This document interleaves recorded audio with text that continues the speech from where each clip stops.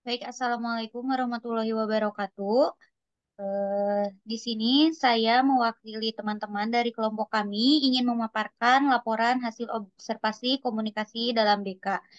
Tentunya di sini saya tidak sendiri, melainkan bersama teman-teman saya, ada Listiani, Puji Rahayu, dan Rosianti.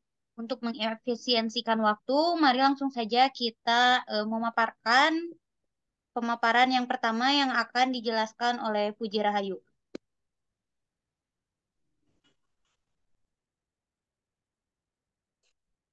Nah, di sini saya akan menjelaskan mengenai pentingnya komunikasi dalam layanan bimbingan dan konseling. Nah, menurut Dance, dalam Ekawati tahun 2021 menjelaskan jika komunikasi dalam konseling adalah suatu proses pemindahan informasi antara dua orang atau lebih yang akan menimbulkan respon dengan menggunakan simbol-simbol yang dipahami bersama. Nah, keberhasilan proses bimbingan dan konseling ini sangat ditentukan dengan keefektifan komunikasi antara konselor dan klien. Nah, sebab komunikasi ini merupakan faktor pentingnya dalam interaksi manusia.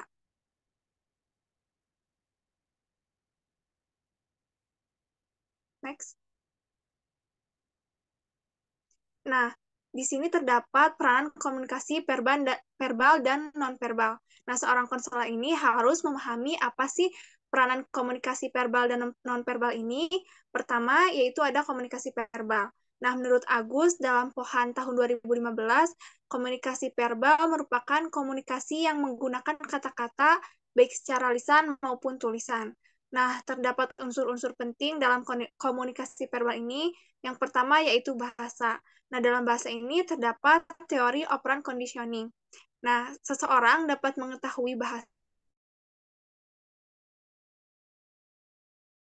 Kedua yaitu teori kognitif, bahwa berbahasa karena bakat bawaan dari lahir. Sedangkan teori yang ketiga mengatakan teori mediating mengatakan bahwa kemampuan berbahasa karena stimulus dari luar dan bakat dari lahir. Jadi teori yang ketiga ini yaitu campuran antara teori operant conditioning dan teori kognitif.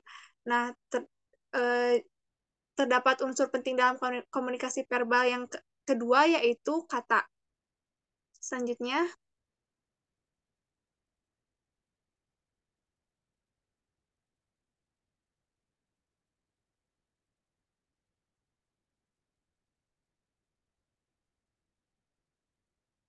yang kedua yaitu terdapat komunikasi nonverbal.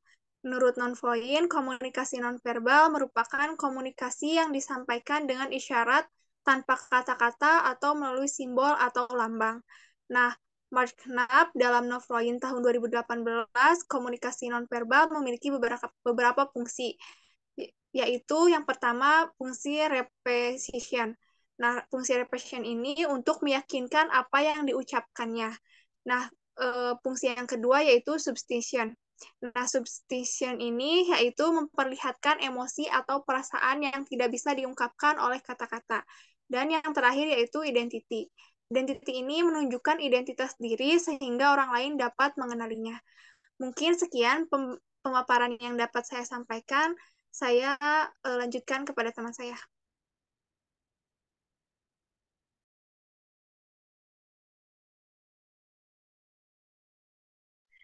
Baik, di sini saya akan menjelaskan kompetensi kemampuan komunikasi interpersonal bagi konselor. Nah, salah satu keterampilan yang harus dimiliki oleh konselor adalah kemampuan komunikasi interpersonal. Menurut Seranto, komunikasi interpersonal atau komunikasi antar pribadi merupakan suatu aktivitas individu untuk menyampaikan suatu informasi secara langsung, disampaikan secara verbal ataupun nonverbal, sehingga akan tercipta reaksi timbal balik secara langsung. Sehingga komunikasi interpersonal merupakan proses pengiriman dan penerimaan pesan antara dua orang atau lebih yang dilakukan secara langsung, sehingga terciptanya komunikasi yang mendalam.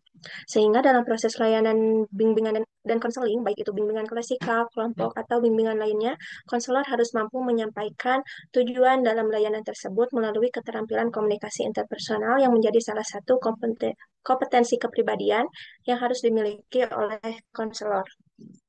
Nah, dalam meningkatkan kemampuan interpersonal, konselor harus mampu menumbuhkan beberapa faktor yang menunjang keberhasilan komunikasi interpersonal, yaitu pertama, adanya kepercayaan. Sebagai konselor harus memiliki kepercayaan yang tinggi, karena dengan adanya rasa kepercayaan yang dimiliki oleh konseli terhadap konselor akan menumbuhkan sikap saling keterbukaan. Nah, yang kedua ada sikap suportif. Sikap suportif pada komunikasi interpersonal ini sangat efektif apabila seseorang mampu menghadapi suatu masalah tindak bersikap bertahap atau defensif. Perilaku yang menimbulkan perilaku sportif yaitu deskriptif, spontanitas, dan profesionalisme.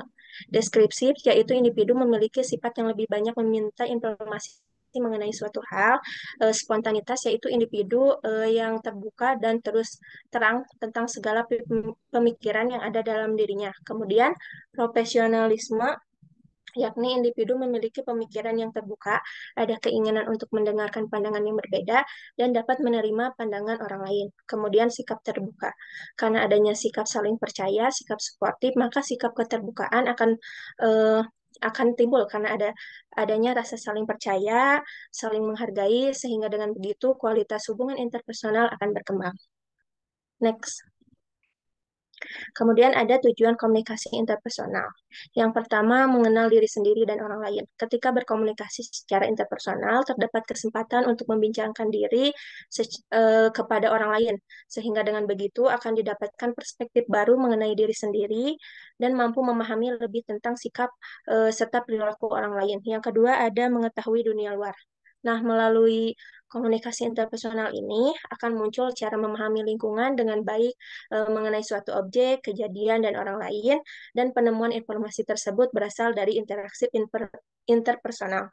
Yang ketiga, memelihara hubungan. Nah, ketika kita berkomunikasi interpersonal, kebutuhan akan dicintai dan keinginan untuk disukai oleh orang adalah peristiwa yang sangat manusiawi, sehingga dengan begitu komunikasi interpersonal ini mampu menciptakan dan memelihara hubungan yang baik antar manusia. Yang keempat, mengubah sikap dan perilaku. Nah, manfaat ketika melakukan interaksi melalui komunikasi interpersonal yaitu akan mampu mengubah sikap dan perilaku komunikan yang sesuai dengan harapan komunikator. Yang keempat ada eh, mengubah sikap dan perilaku. Manfaatnya ketika melakukan interaksi ini akan mampu mengubah sikap serta perilaku komunikan yang sesuai dengan harapan komunikator. Yang kelima, mengubah sikap dan perilaku. Yang kelima, bermain dan mencari hiburan. Nah, kan bercerita mengenai kejadian lucu, pengalaman pribadi, ataupun lainnya akan menjadi sumber untuk bermain bersama dan menjadi hiburan tersendiri bagi kita ketika melakukan komunikasi interpersonal. Kemudian, yang terakhir, membantu orang lain. Dengan berkomunikasi interpersonal akan diberi kemudahan dan dalam memberikan nasihat maupun saran kepada komunikan yang kita hadapi sehingga dengan begitu akan mempermudah mencari jalan keluar dalam permasalahan yang terjadi. Kompetensi keterampilan komunikasi interpersonal yang harus dimiliki setiap konselor itu kan bertugas sebagai helper. Jadi karena pada dasarnya aktivitas bimbingan konseling merupakan interaksi timbal balik antara konselor dan konseli, sehingga konselor sebagai pihak yang memberikan bantuan dan konseli juga sebagai pihak yang memerlukan bantuan diperlukannya komunikasi interpersonal untuk mencapai tujuan bersama. Mungkin cukup sekian pemaparan materi dari saya. Untuk materi selanjutnya akan dipaparkan oleh teman saya.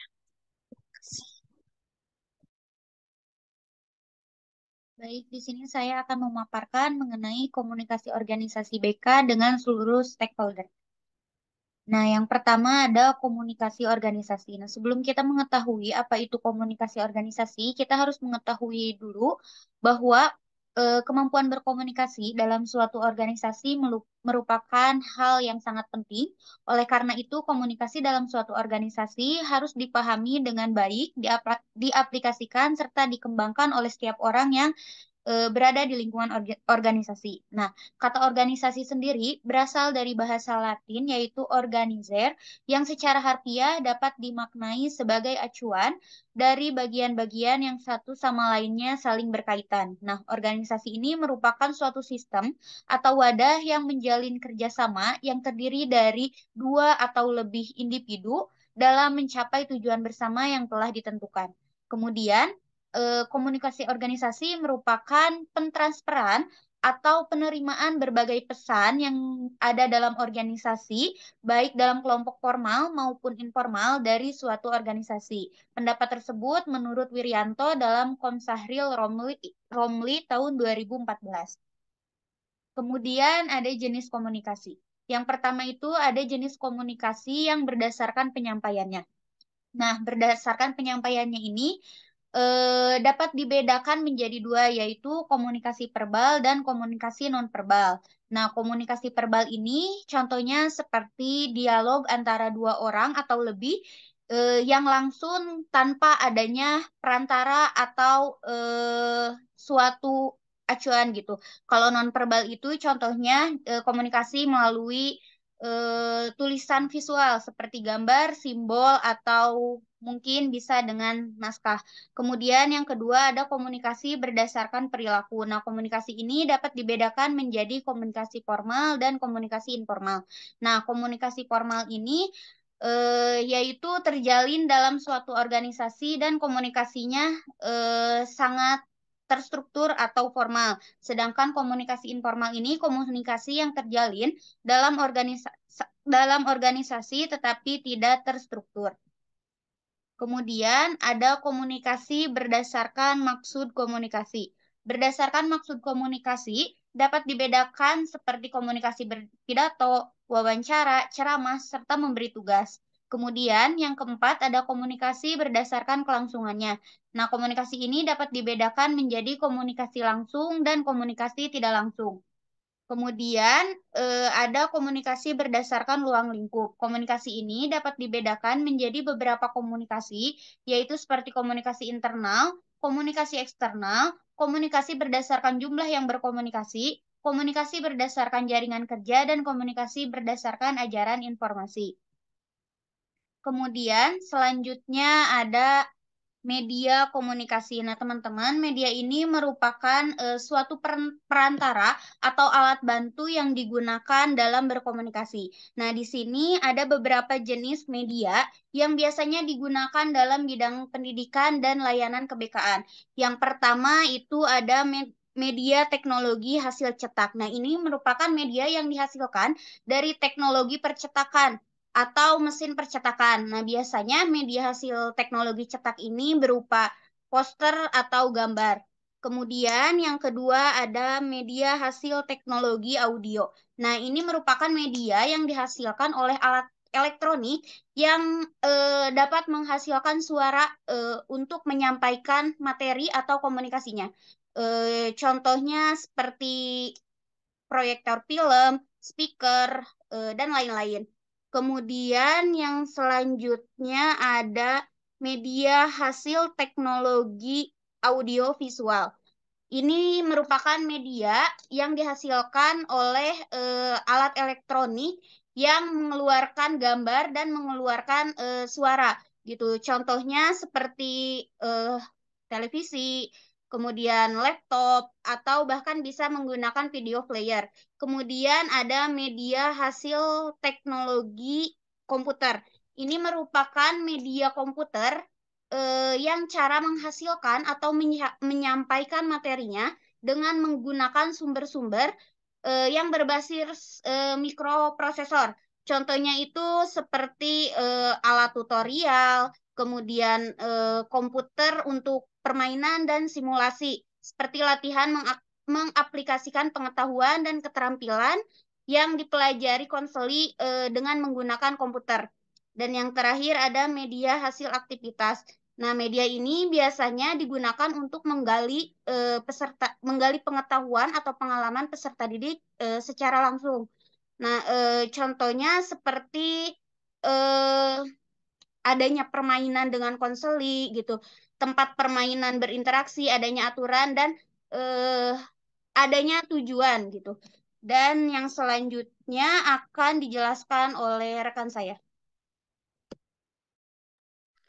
Baik, selanjutnya saya Listiani akan memaparkan mengenai hasil observasi yang telah kami laksanakan pada Kamis tanggal 25 Mei 2023, tepatnya pada pukul 1 sampai dengan selesai yang bertempat di SMA Yadika Sumedang dengan narasumber Ibu Rita SPD, dengan pewawancara rekan saya yaitu Puji Rahayu bersama Rosianti, dan juru rekam saya Listiani, dan rekan saya sebagai juru dokumentasi yaitu Syipta Mardiana.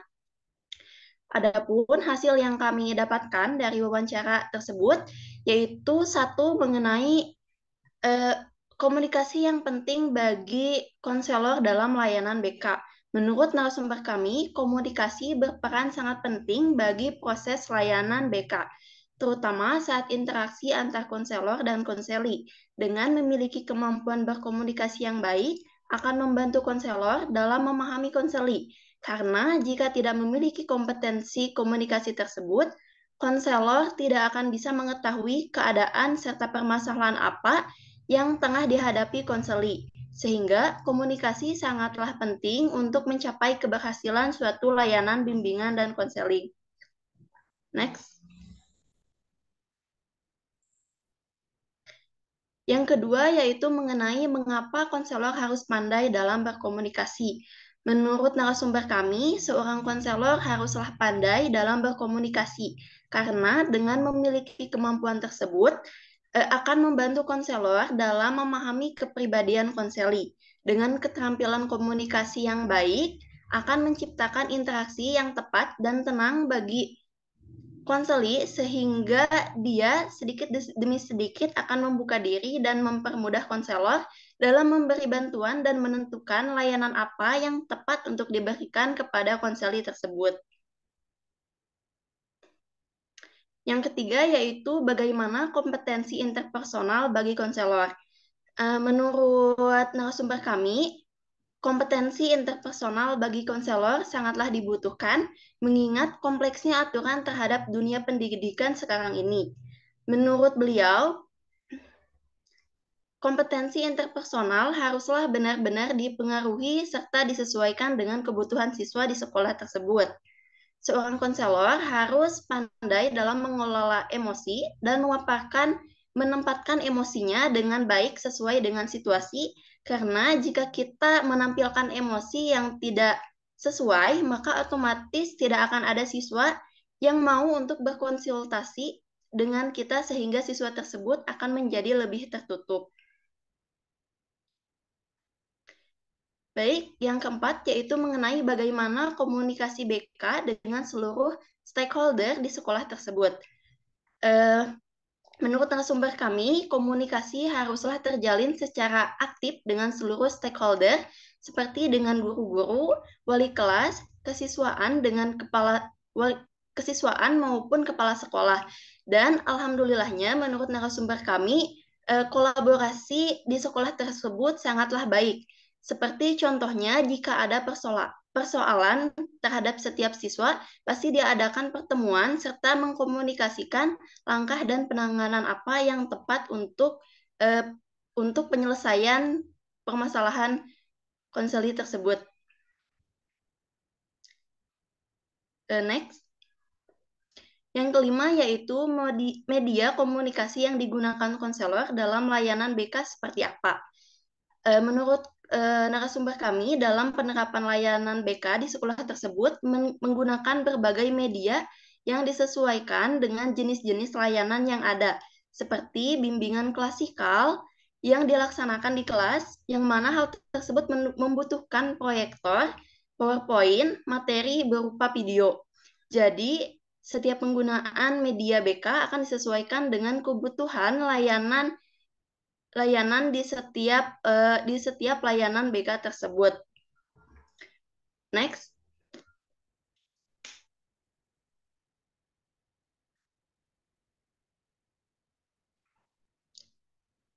Yang keenam yaitu mengenai bagaimana peranan komunikasi verbal dan nonverbal dalam layanan BK. Menurut narasumber kami, komunikasi verbal dan non-verbal sangatlah penting dalam layanan BK. Yang paling utama, komunikasi haruslah terjalin dari berbagai arah, karena pada intinya konselor hanyalah pendengar setia, artinya seharusnya yang banyak mencurahkan perasaannya ialah konseli, dan konselor berkewajiban untuk mendengarkan serta mengamati tingkah laku konseli dengan tepat, menggunakan kemampuan komunikasi verbal dan nonverbal agar dapat menyimpulkan tingkah laku terbaik yang dapat diambil dalam menangani masalah konseli tersebut.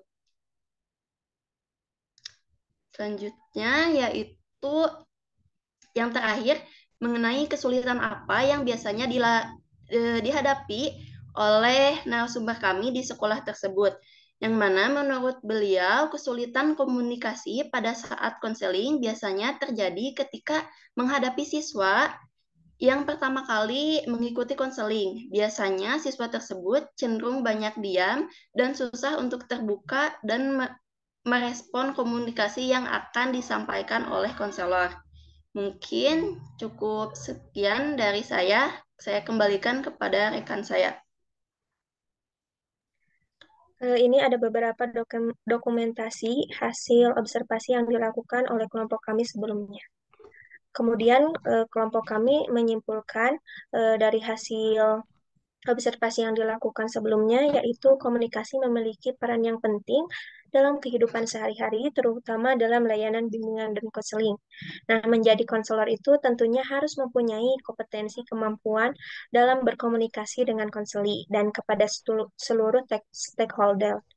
Hal ini berguna agar layanan bimbingan dan konseling berjalan dengan efektif dan mampu mencapai tujuan bersama. Komunikasi interpersonal, komunikasi verbal, dan komunikasi nonverbal yang dilakukan akan mempermudah proses layanan bimbingan dan konseling. Kemudian media komunikasi pun perlu dikembangkan dalam layanan bimbingan konseling agar dapat mengurangi hambatan dalam menyampaikan pesan. Mungkin cukup sekian pemaparan materi dari kelompok kami. Mohon maaf bila ada kekurangan maupun kesalahan dalam pemaparan materinya. Saya tutup. Wabillahi taufiq wal hidayah. Wassalamualaikum warahmatullahi wabarakatuh.